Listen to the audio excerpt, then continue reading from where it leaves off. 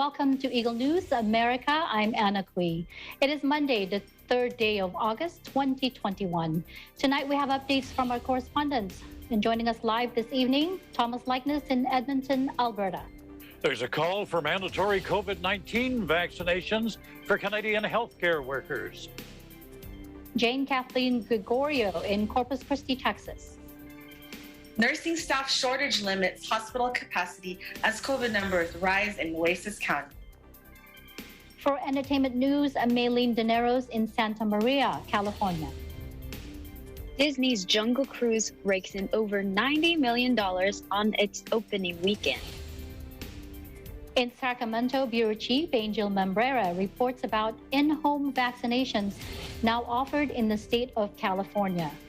For EBC Travel, Nanita Manaus takes us to Waxahachie, Texas, where crepe myrtles and hachi hearts brighten people's day. For EBC Sports, EJ Gonzalez reports about the NBA starting free agency signings and updates on the Tokyo Olympics. For business news, Bobby Soriano reports about another business entity joining the growing list of companies requiring vaccinations and how the buy now, pay later microloan movement continues to shake up the finance industry. And for tonight's roundtable, we'll talk about watermelons. Our coverage begins now. A senior UN official condemns as dangerous accusations by Ethiopian government officials that aid workers are biased in favor of and even arming rebel forces in war-hit Tigray.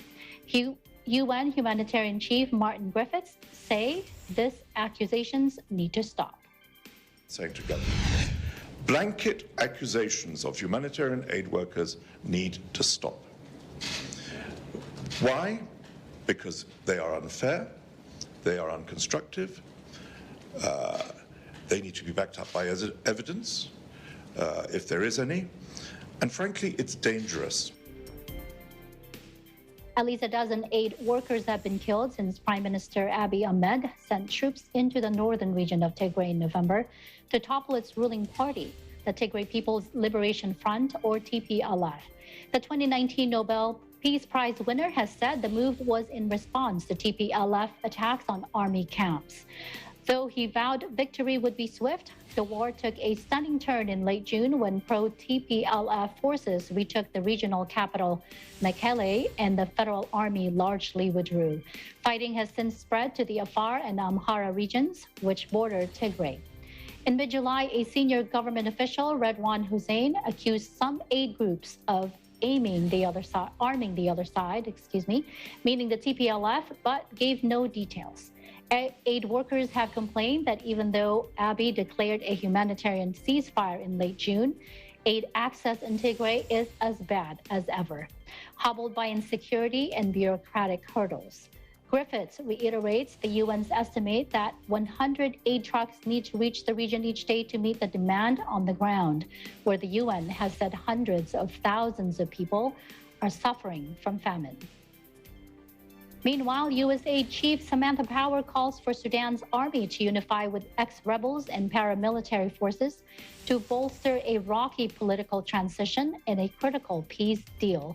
Power's remarks came at the end of her 4-day visit to Sudan, which has struggled with deep political splits and economic woes since the April 2019 ouster of strongman Omar al-Bashir. The integration of the powerful paramilitary rapid support forces of RSF into Sudan's army has emerged as the latest challenge in the transition.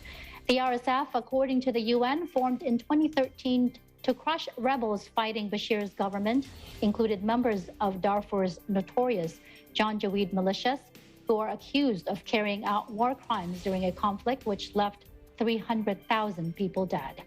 In addition, Sudan wants ex-rebel forces, including from Darfur, who once fought both the RSF and regular forces, to join the National Army as part of historic October 2020 peace deal.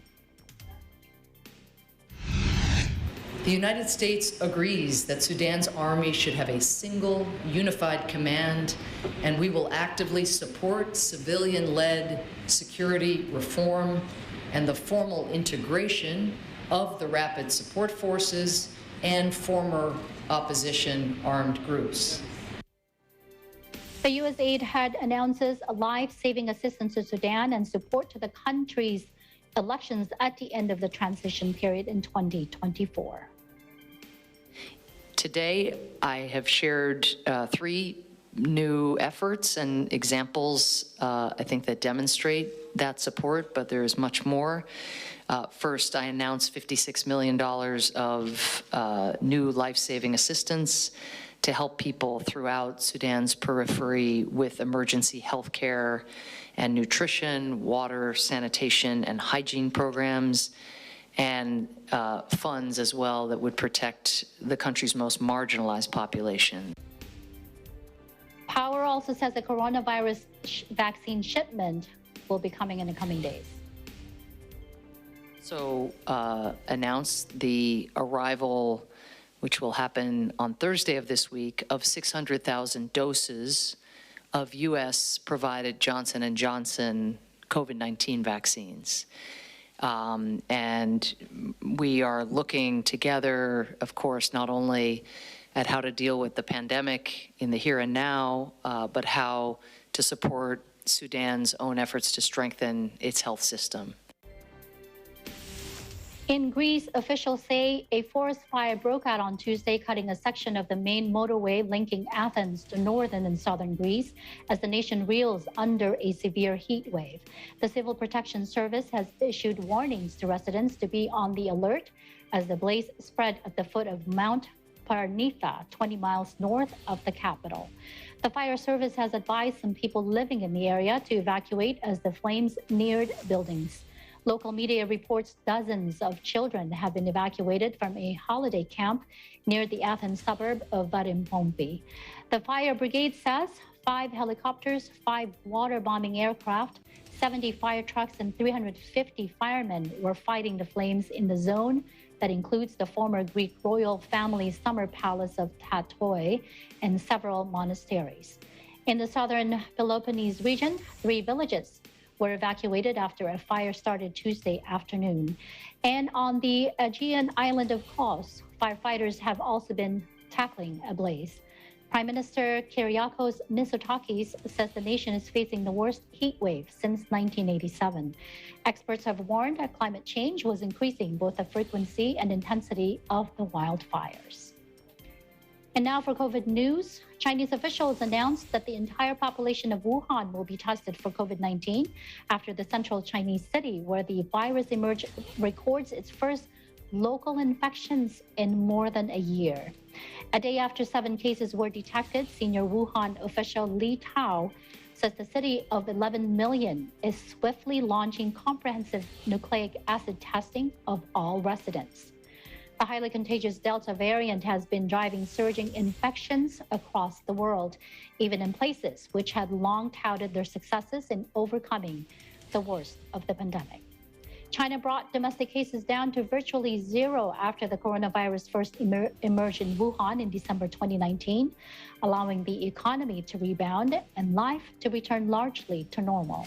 But a fresh outbreak has thrown that record into jeopardy as the fast-spreading Delta variant reaches dozens of cities after infections among airport cleaners in Nanjing sparked a chain of cases that have been reported across the country. Across China, authorities have confined the residents of entire cities to their homes, cut domestic transport links, and rolled out mass testing in recent days. Lights out at 8 p.m. In Tokyo's vibrant Shibuya district, neon signs are switched off at 8 p.m. due to the state of emergency in place in the Japanese capital until August 31st. The authorities are concerned about the rise of the Delta variant, which now accounts for more than 50% of cases of COVID in Tokyo, as it is hosting the delayed 2020 Olympics. The World Health Organization says Japan has been doing its best to minimize the risk of COVID-19 spreading during the Tokyo Olympics, but stressed there was no such thing as zero risk. The WHO's warning came as Japan extended a virus state of emergency in Tokyo and expanded the measure to 4 more regions as it battles a record surge in infections a week into the pandemic-postponed games. WHO Chief Tedros Adhanom Ghebreyesus says Japan and the International Olympic Committee, or IOC, did their best to minimize risk because nobody should expect zero risk. Across Japan, new virus cases topped 10,000 for the first time on Thursday, and a string of government officials and health experts have warned that the more contagious Delta variant is fueling a dangerous surge. Tedros went to the Olympics opening ceremony and also addressed the IOC in Tokyo. On Friday, he called on the world to draw on the Olympic spirit of unity to bring the pandemic to an end, and said his IOC speech was aimed at using the Games as the biggest platform to spread the message. Back here in the country, not again. This is what Press Secretary Jen Psaki says about whether or not the U.S. is going back to the shutdown of March 2020, as the national average of daily cases is currently higher than 60,000 and rising rapidly. Psaki says the Biden administration, however, is not disregarding recommendations from public health officials. We've been clear we're not going back to the shutdowns of March of 2020. We're not going back to the economy shutting down. We've made too much progress. Too many people are vaccinated. There's been too much progress on the economic front. But again, he has said from the beginning that we are going to be guided by the science, guided by our public health experts, and we're not going to take options off the table of what they may recommend. And now an overview of today's COVID-19 numbers. According to the Coronavirus Resource Center of Johns Hopkins University in Medicine, as of 6 p.m. Eastern Time, Tuesday, August 3, 2021, the number of cases of COVID-19 reported worldwide is now more than 199,162,000. Top three on the list of countries with recorded cases: U.S. more than 35.1 million, India more than 31.7 million, and Brazil more than 19.9 million. This virus has claimed more than 4,240,000 lives worldwide. Top three countries with the most number of COVID-19 related deaths are U.S. more than 613,000, Brazil more than 557,000, and India more than 425,000. Vaccine doses administered worldwide is 4,290,445,069. As she announces the findings of an independent investigation into allegations of sexual harassment against New York Governor Andrew Cuomo, the state's Attorney General Letitia James says Cuomo's administration fostered a toxic workplace that enabled harassment. Governor Cuomo's administration fostered a toxic workplace that enabled harassment and created a hostile work environment where staffers did not feel comfortable coming forward with complaints about sexual harassment due to a climate of fear and given the power dynamics. But none of this would have been illuminated if not for the heroic women who came forward. And I am inspired by all the brave women who came forward. But more importantly, I believe them. Attorney General James says that investigation found that Cuomo sexually harassed current and former New York State employees by engaging in unwelcome and non-consensual touching and making numerous comments of a suggestive sexual nature that created a hostile work environment for women. She says the investigation also finds that Cuomo and his senior team took retaliatory action against at least one former employee for coming forward with her story. At least 8 women, former or current aides, have come forward to denounce what they said were inappropriate words and gestures from Cuomo, who drew praise nationwide for his handling of the COVID-19 crisis in New York early in the pandemic. Meanwhile, in response to this announcement by New York's Attorney General Governor Andrew Cuomo denies the sexual harassment allegations, saying this is not who he is. Take a look. I want you to know directly from me that I never touched anyone inappropriately or made inappropriate sexual advances. I am 63 years old.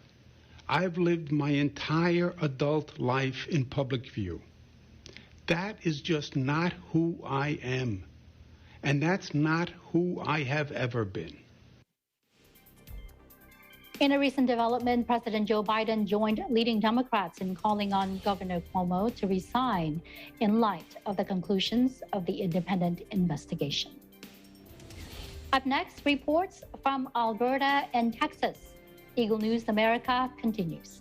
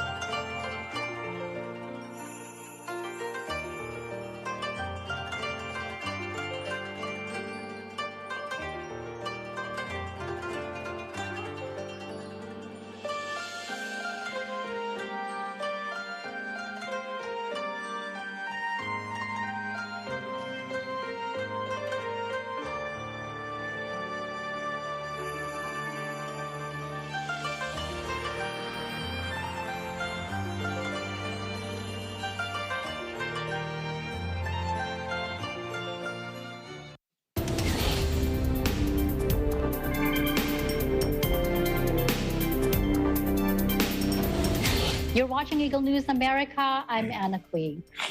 If you are a healthcare worker and in Canada, you are required to get vaccinated against COVID-19. To tell us more, joining us tonight is Bureau Chief Thomas Likeness.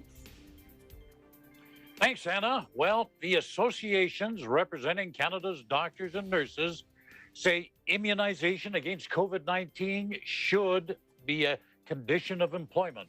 Now, that call came in a joint statement today from the Canadian Medical Association and the Canadian Nurses Association. Both groups say such a policy would keep patients as well as workers in healthcare settings safe.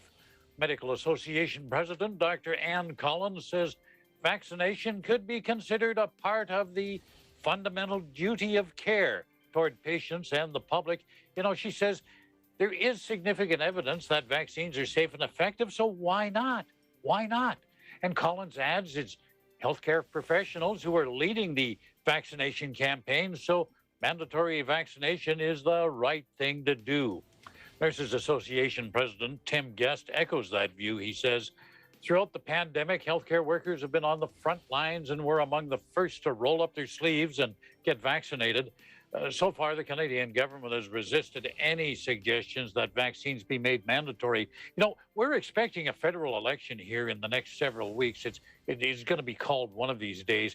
And politicians, I tell you, when that topic comes up, politicians are going to be running for cover. They don't want to talk about it.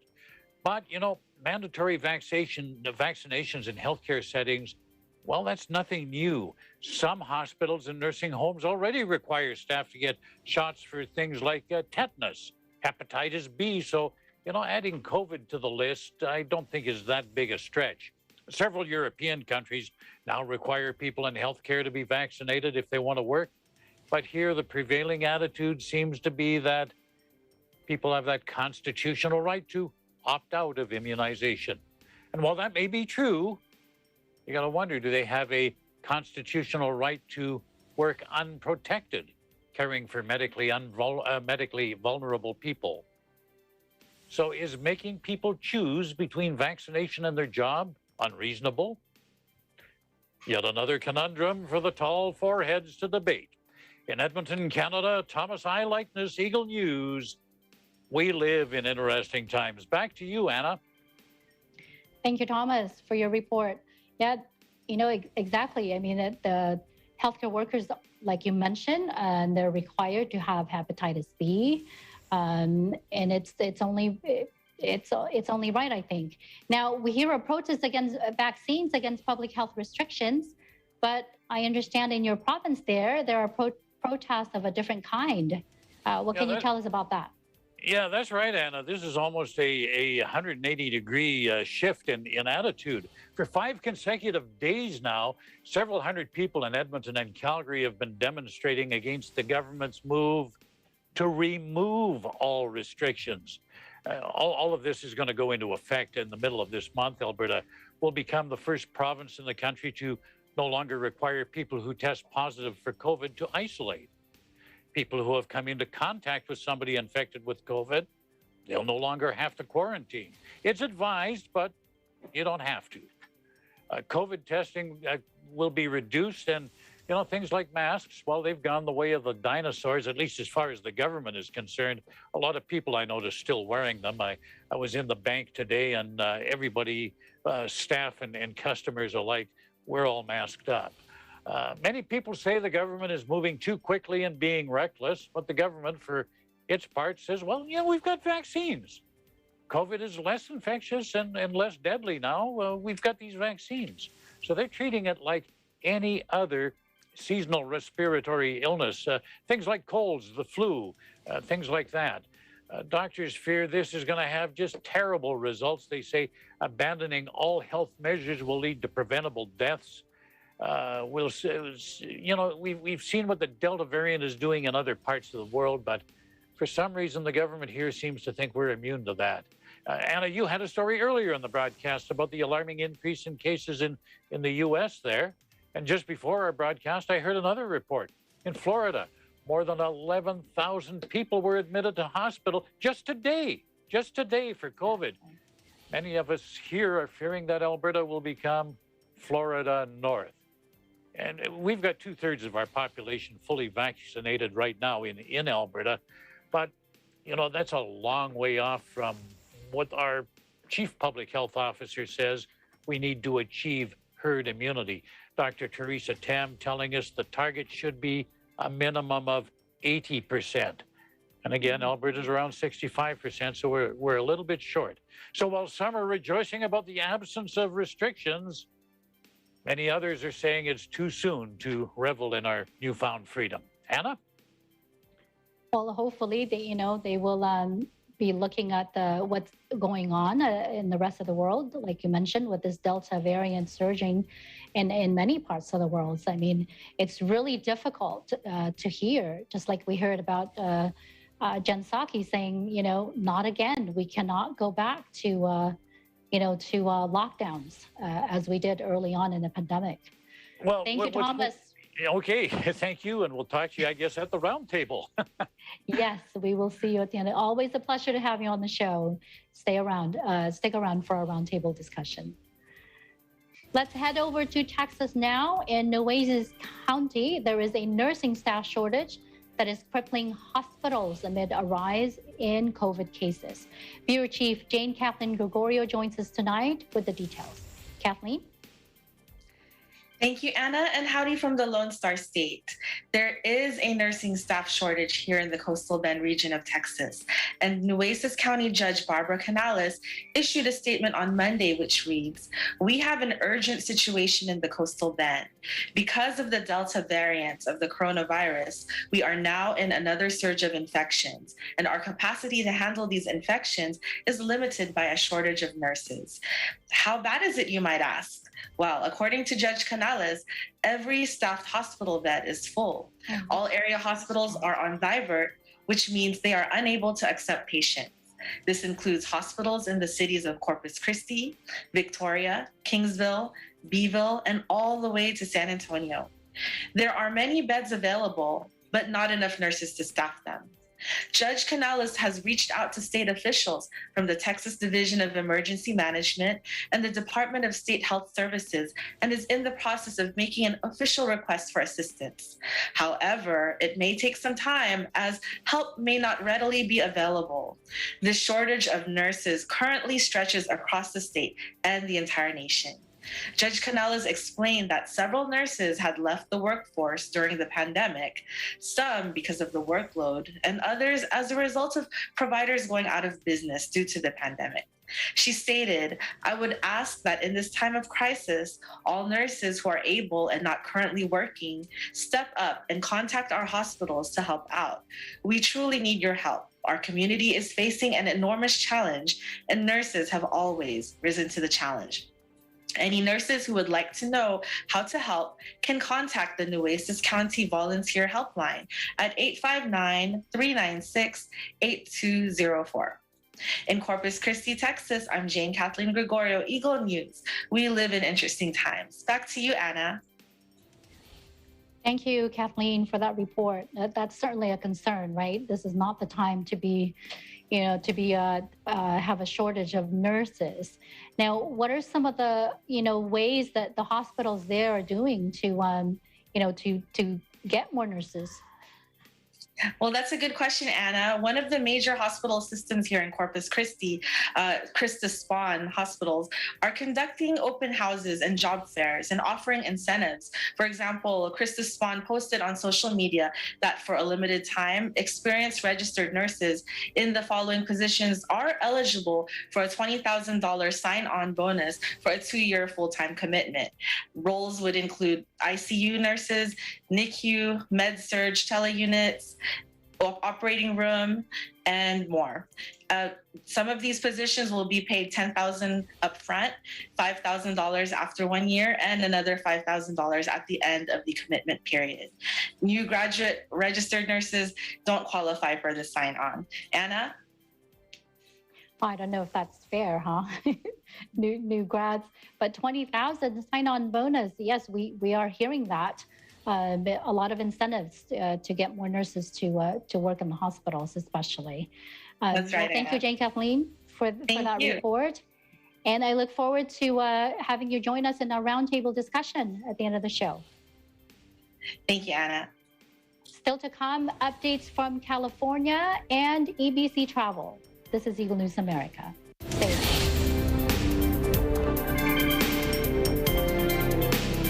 Hey there, Arnie Aquino here at Hatley Castle, one of the filming locations for the XMen series. Don't forget to tune in to digital only on Net 25.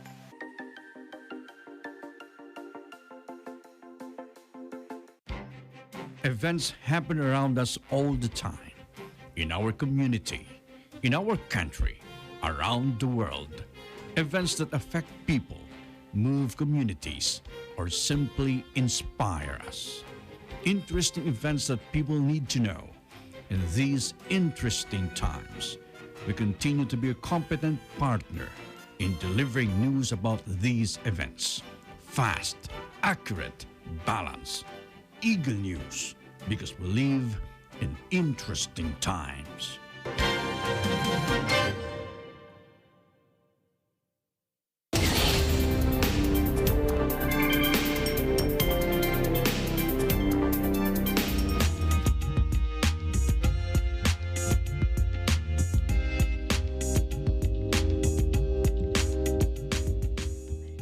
For today's entertainment news, we have Malin Dineros to tell us what movie hit the box office this weekend and raked in over $90 million. Malin? Thank you, Anna. Disney's Jungle Cruise opened this past weekend at the box office and premiere access on Disney+. The movie proved to be a domestic and international box office hit, premiering at #1 on its opening weekend. The movie garnered approximately over $90 million worldwide, the combined total from both platforms, raking in $34.2 million domestically and $27.6 million internationally at the box office, and more than $30 million from Disney Plus Premier Access. Just in time for summer and a great way to enjoy together as a family, either from the comforts of the living room through Disney Plus Premier Access or a nearby movie theater on the big screen, Jungle Cruise will take viewers on a fun-filled and exciting adventure through the Amazon River with our main characters, Dr. Lily Houghton, the fearless researcher, and skipper Frank Wolf, at the wheel of his boat named L'Aquila. It is a journey from London, England, through the Amazon into the wild and exotic jungle on L'Aquila. Lily is on a quest to find the ancient tree with rare healing properties. Facing imminent perils and other obstacles, including supernatural ones, the two join forces on this journey to locate the rare tree and uncover its secrets for the future of mankind. Moviegoers can expect to be entertained, thrilled, and captivated by Disney's known larger-than-life storytelling. The Disney film is directed by Jaume Collet-Serra and stars Dwayne Johnson, Emily Blunt, Edgar Ramirez, and Jack Whitehall. In Santa Maria, California, Malin De Nero's Eagle News. We live in interesting times. Back to you, Anna. Thank you, Malin. Now, just like Disney's Jungle Cruise, many movie releases are being shown now on both the big theater screen or a contracted streaming service, right? What are your thoughts about that? Well, Anna, this seems to be the new norm for new theatrical releases. It is a win-win situation, though, for both the movie studios and the moviegoers. The movie studios can recoup some of their financial losses by releasing their new movie also on a partnered streaming service like Paramount Plus, HBO Max, or Disney Plus, to name a few, while at the same time showing their compassion and sensitivity to the public in the midst of this ongoing pandemic and rising cases due to variants, especially to those who may not feel comfortable yet bringing their families inside movie theaters. On the other hand, moviegoers have the option of watching the new movie release from their homes or at the theaters. It may also be more affordable to do so from home for larger families like mine. Anna? Exactly right. I mean, popcorn is much cheaper at home, right? And that's actually a movie we wanted to see this weekend, so maybe we will check it out. Thank you, Malin, for that report. And we will talk to you at the end of the show for our roundtable discussion.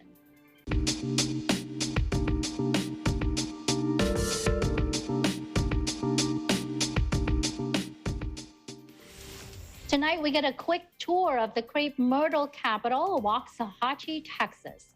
Nanita Manawis of our Texas Bureau takes us around town to get a glimpse of the Hachie Hearts after joining the city's annual crepe myrtle parade. Take a look. In 1997, crepe myrtle has been officially designated by the Texas legislature as the state shrub. Dubbed as the lilac of the South, crepe myrtle produces clusters of flowers and can withstand heat and drought. Just about half an hour drive from Dallas, Texas is Waxahachie. Waxahachie has been designated as the crepe myrtle capital of Texas as per Texas House Concurrent Resolution Number 14, 75th Legislature Regular Session in 1997. Waxahachie celebrated its 23rd annual Crepe Myrtle Parade and fireworks on July 3rd. And despite some light rains, locals and spectators excitedly watched as the Spirit of Waxahachie Band, decorated vehicles, and walking participants joined in this patriotic hometown event.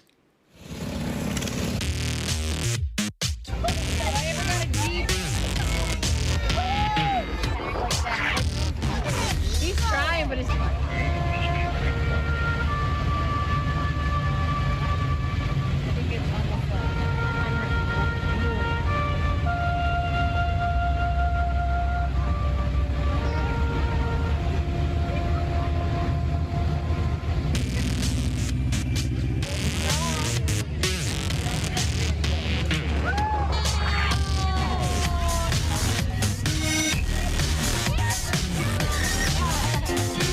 Downtown Waxahachie is lined up with its structures dating back to the 19th century and now housing a variety of restaurants, antique shops, and specialty stores. The most iconic structure is the Nueces County Courthouse. According to the Waxahachie Convention and Visitors Bureau, the Nueces County Courthouse is listed in the top 100 most photographed structures in the state of Texas, featuring Richardsonian Romanesque architecture style. The Crepe Myrtle mural is also a very popular photography space.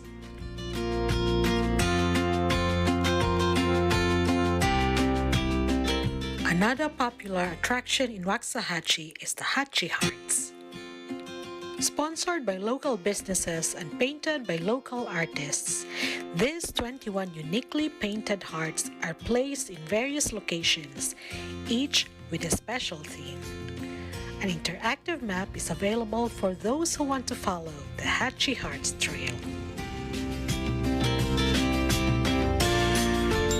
Reporting from Waxahachie, Texas, the great myrtle capital of the Lone Star State, this is Nanita Manawes, Eagle News. We live in interesting times.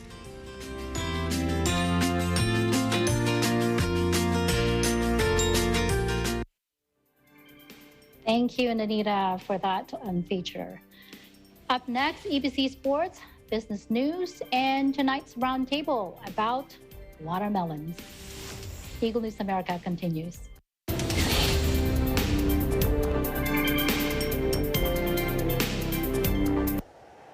Innovation, digital disruption, globalization.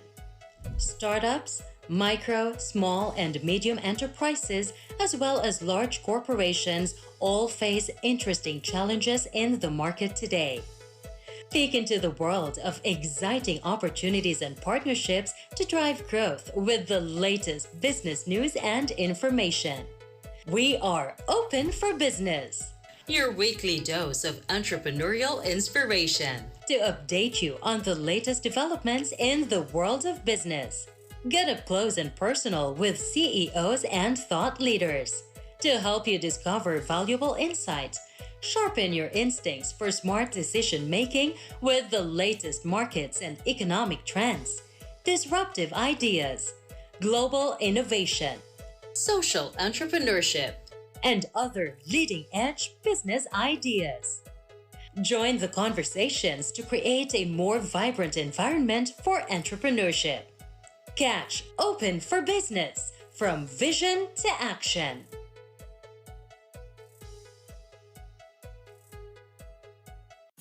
Impormasyong mahalaga sa taong bayan. Patas na pagbabalita. Papakinggan ang magkabilang panig.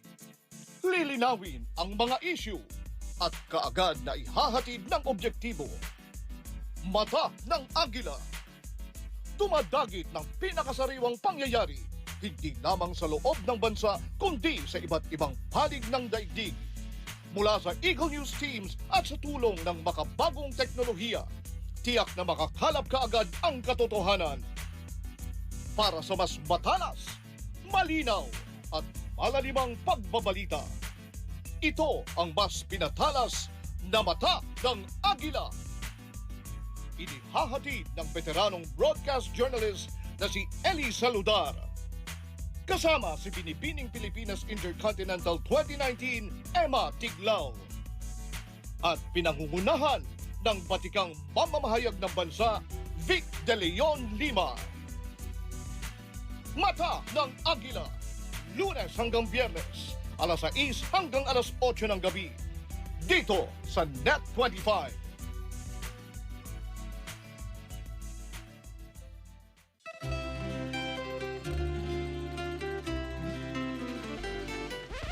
Ulo.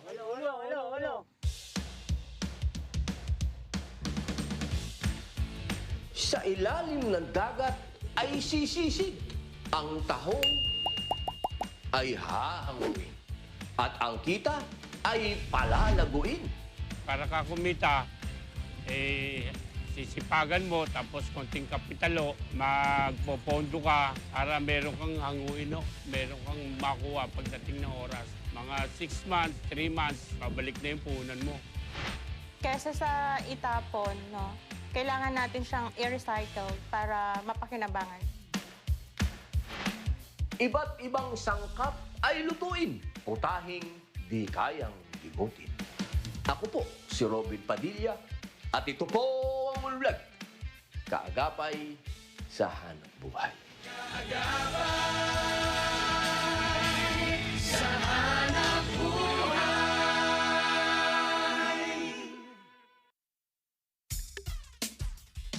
Kada umaga, sarap ng umaga, magkakasama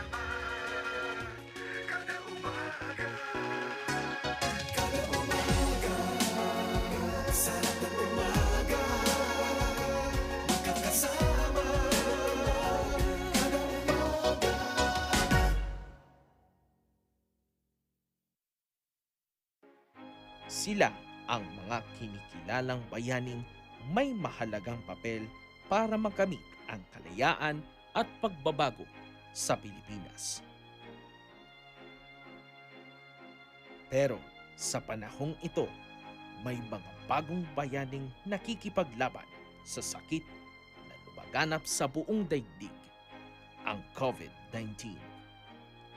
Ang ating mga frontliner, gaya ng healthcare workers, mga doktor, nurses, medical technologists, at iba pang health professionals, mga pulis, sundalo, security guards, mga tauhan na nangangalaga sa seguridad at mahahalagang pangangailangan ng bawat komunidad.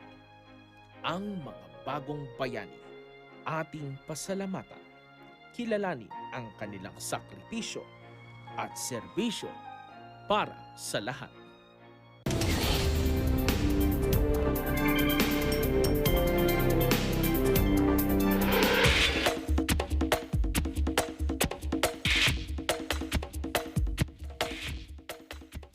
Well, much going on in the world of sports. EJ Gonzalez has the latest on free agency signing in the NBA, and he'll also catch us up on news from the Olympics.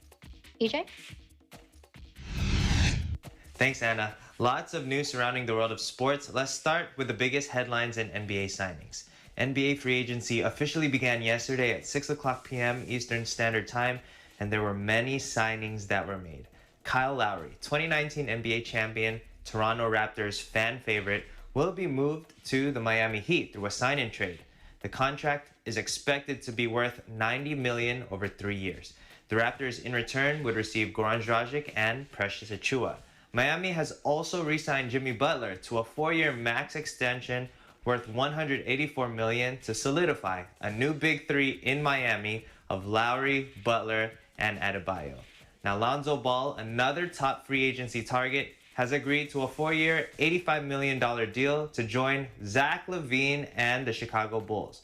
And Lakers favorite Alex Caruso will also find a new home in Chicago next season, agreeing to a 4-year deal worth $37 million. On the other hand, the Lakers needed to fill in their roster spots after the Russell Westbrook trade and have done so with many former players. These include Dwight Howard, now returning to the Lakers for the 3rd time in his career, Trevor Ariza, Wayne Ellington, and Kent Bazemore. A couple of stars who are staying with their same teams from last season include Blake Griffin, who returns to the Nets with a 1-year deal, Chris Paul, 4 years with the Suns worth $120 million, Mike Conley, 3-year extension with the Jazz worth $72.5 million, Shai Gilgeous-Alexander, 5-year extension with OKC worth $172 million, Derrick Rose, 3 years with the Knicks worth $43 million, and Trae Young, 5 years with the Hawks worth up to $207 million.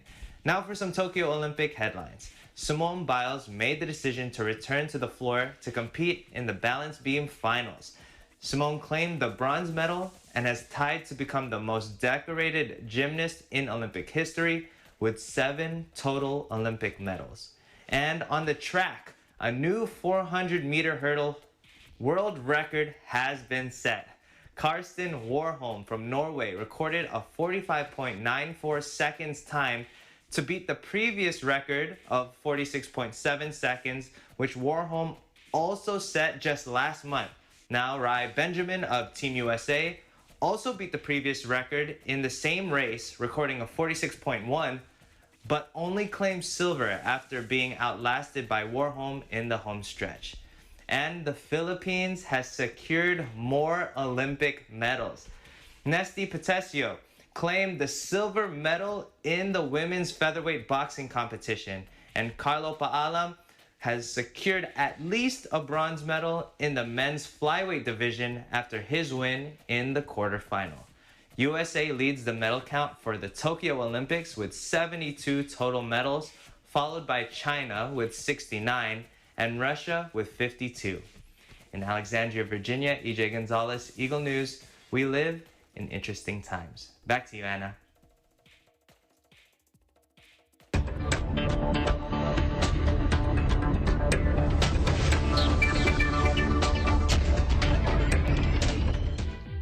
And now for business news. Tyson Foods has joined the growing list of companies that require COVID vaccination for employees. Plus, the buy now, pay later microloan movement is still shaking up the finance industry. ABC's Bobby Soriano reports. Good evening. U.S. markets have closed. Here are your latest business headlines. Tyson Foods, the biggest meat supplier in the United States as measured in sales, has announced that it will be requiring all of its employees to be fully vaccinated by November 1st. Based in Arkansas, a state that has struggled to persuade its citizens to get vaccinated, the company itself has only been able to convince about 56,000 of its 120,000 employee workforce to get vaccinated through company events and incentives. But as Delta variant cases continue to rise, particularly in the southern regions of the country, Chief Executive Donnie King believes that mandatory vaccinations will be the best effort at protecting the health of all company employees. Tyson is not the first major company in the U.S. to announce mandatory vaccination. It closely follows the footsteps of other big names such as Morgan Stanley, Google, and Facebook. However, Tyson is the first major frontline company to make the announcement. Meat packing workers were considered essential workers during the pandemic, and thousands of them were infected with COVID-19, with approximately 130 meatpacking workers having died from the disease, according to labor union estimates. Yesterday, digital payments company Square announced its biggest acquisition to date, the $29 billion acquisition of Afterpay. While the amount Square paid is definitely newsworthy, tonight we take a look at how Afterpay and other buy now, pay later companies are looking to revolutionize how everyone borrows money. So what makes companies such as Afterpay different from your traditional lender? Well, the key difference is their specialization in microloans, loans that may only be a few thousand or even hundreds of dollars meant to cover a single purchase. Microloans have been all the rage on the international scene, where they are able to serve communities that are not served by traditional lenders. But it's only recently that microloan companies such as Afterpay are starting to make waves here in the U.S.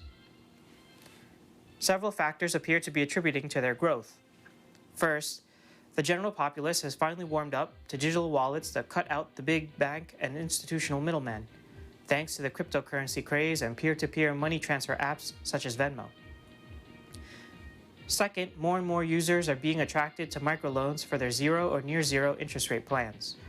Indeed, one of the key marketing lines for Afterpay is the ability for customers to borrow money to make a purchase without having to worry about the usual upfront costs associated with borrowing. So how does Afterpay generate revenue? The hope is that the sheer volume of microloans, which are made conveniently available as a payment option on merchant storefronts, will generate a profit through transaction fees that are charged directly to the retailer.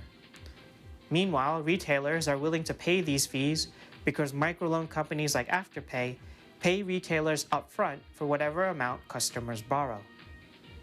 This win-win scenario for both the merchant, who no longer has to worry about customers defaulting on borrowed credit lines, and the customer, who no longer has to deal with high interest rates, is the main driving force in the buy now, pay later movement.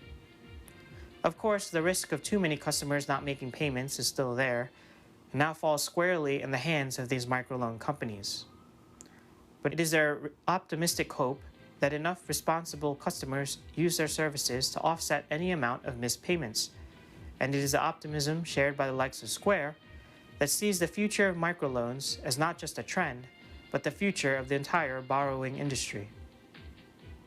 Looking at today's market numbers, all indices saw a sharp rebound from the recent days as they all closed in the green near all-time highs. Reporting from New York, Bobby Soriano, Eagle News. We live in interesting times.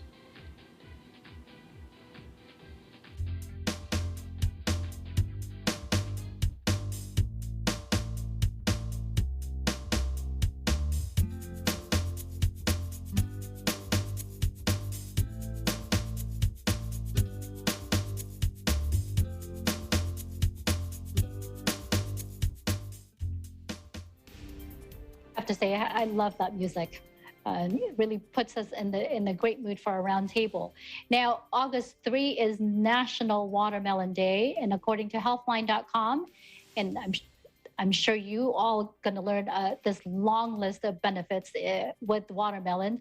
You know, it helps with hydration because of the electrolytes.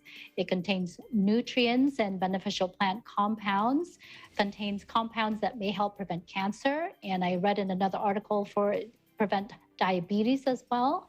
It may improve heart health, lower inflammation and oxidative stress. It may even help prevent macular degeneration. It's the eye problem that can cause blindness in older adults. And it may even help relieve muscle soreness. It's also good for skin and hair and can improve digestion. That's a whole list, a long list of health benefits there.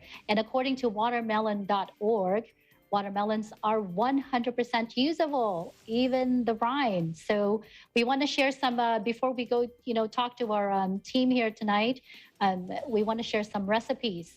Watermelon, you're going to see there on the picture. You can do watermelon feta caprese bites, Italian ice, gelato, watermelon caprese salad, watermelon rind bruschetta, red fruit salad, watermelon Greek salad. You see that in the picture. Those all look so delicious, right, team? And watermelon wheat salad. The list goes on. So for more of these yummy watermelon creations, visit www.watermelon.org. Now let's talk to our team here tonight about watermelon. Last time you had a chance to eat it. I have lots of questions because my number one questions would be, how do you cut into it? I have still to figure out what's the best way to cut into a watermelon. So let's start with Maylin. Maylin, when was the last time you ate watermelon? I had some yesterday. It's too bad I didn't have it today. I didn't know it was watermelon day today. Otherwise, I would have gotten some for today also. You could have saved the rind and showed us, right? Now, how do you eat it? I mean, do you, first of all, do you even try to cut it, or does your mom yes, cut it? I actually had just learned probably around last month how to properly cut a watermelon, and my mom uses this it's like a butcher knife. So it's all this gigantic knife, and she she hits the watermelon directly in the middle, and then she flips it, and then she holds onto the top of the watermelon with the knife under, and then she slams it down onto the table until it cuts through. And then you flip it over again and just keep doing it until it cracks open. Yes, I can see that because I've tried cutting those big watermelons. So I don't know if you guys have seen the mini watermelons. They're a lot smaller than the regular ones, and so it's a little bit easier to cut it. So do you cut it up? To see, I have never seen a yellow watermelon on the inside before, and it was kind of weird, but I liked it. Is it as sweet as a red one? No, it unfortunately wasn't. Now, how do you going back to how you eat it? Do you cut it up, or do you eat it right from the rind and get I like it all the way up to the rind. It gets messy. I also give some to my dogs sometimes, but my dogs, for some reason, are smart enough to know not to eat up to the rind. So even they enjoy it. That's right. I did read that somewhere that you can, those are good for dog.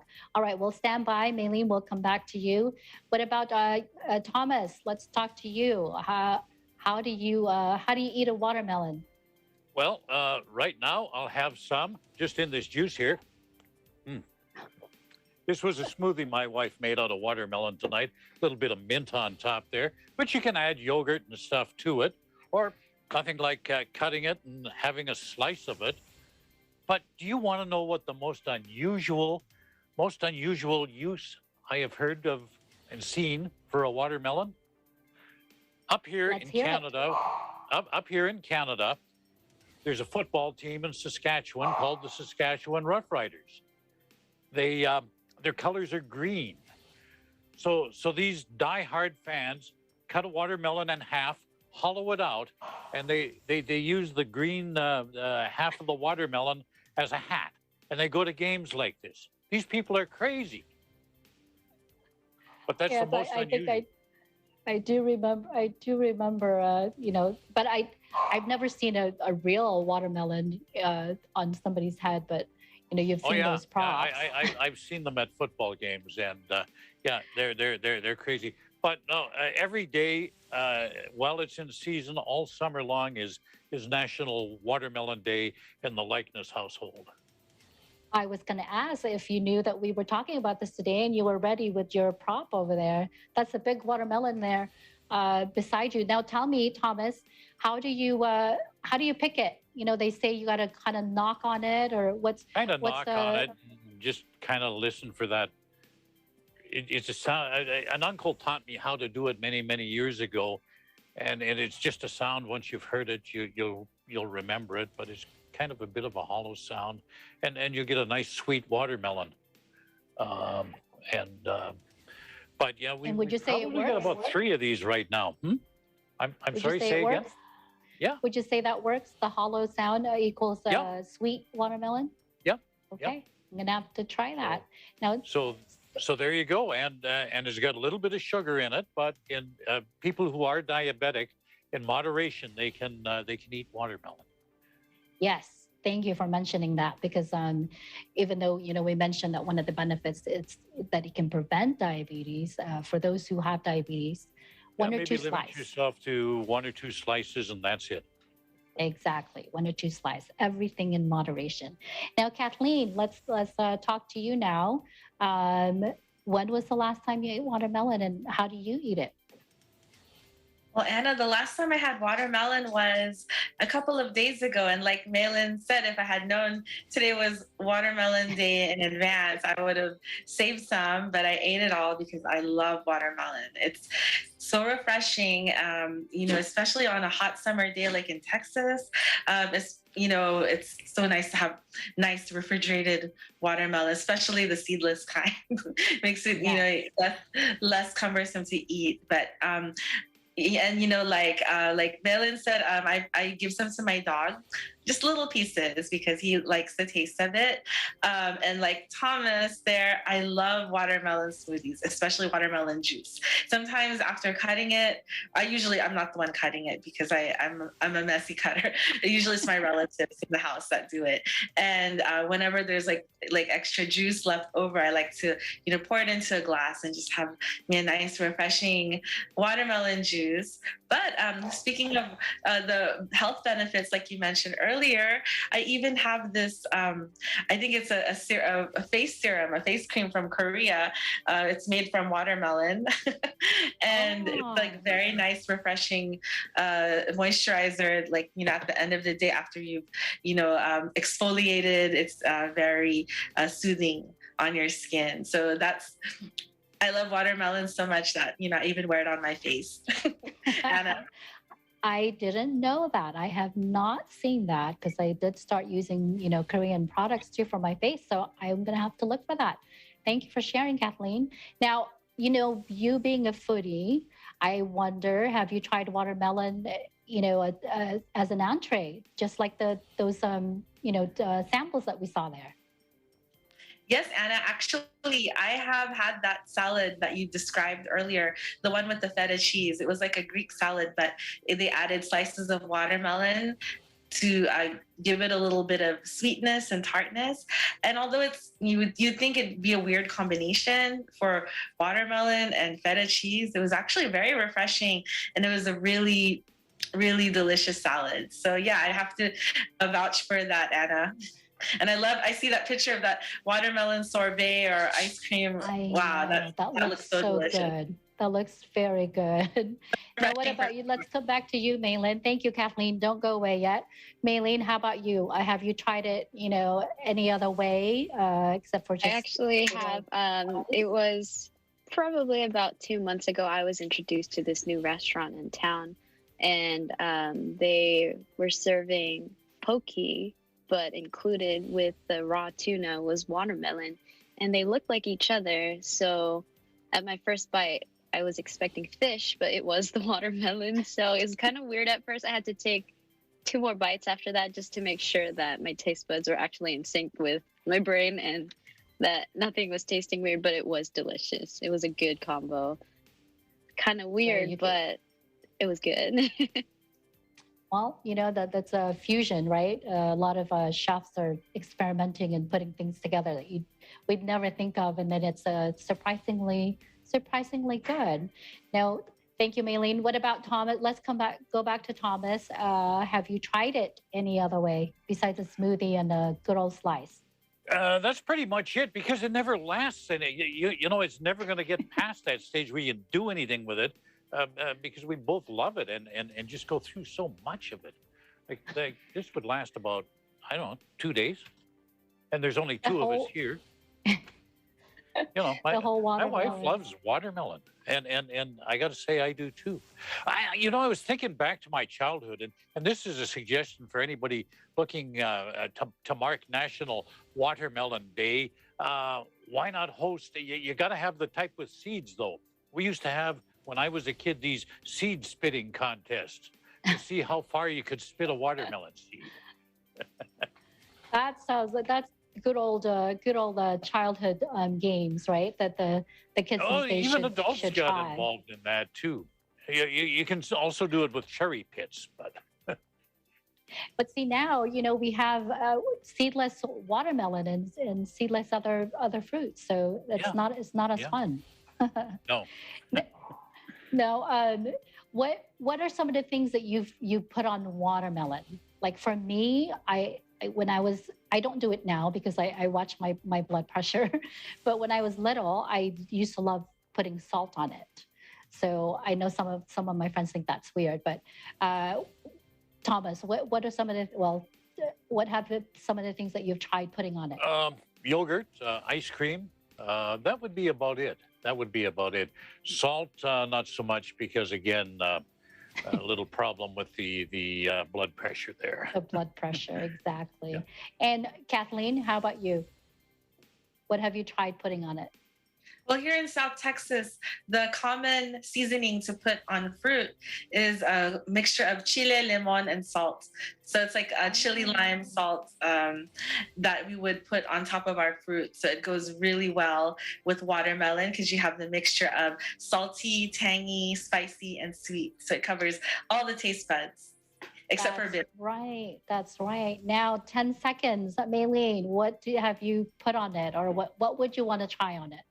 Well, I'm very much of a sweet tooth kind of person, so I do put condensed milk on top of the watermelon being sweet. Wow. But my sister also, she puts tahini, and she loves tahini, so everywhere tahini. All right. Well, thank you, Maylene, Thomas, and Kathleen, for joining us in our virtual roundtable. And we learned so much. I learned so much about watermelon, and hopefully you, our viewers, too, and will try some of the things that we discussed. Thank you. And now it's time for us to say goodbye for now. That is today's Eagle News America. Thank you so much for joining us. I'm Anna Kui, and we live in interesting times.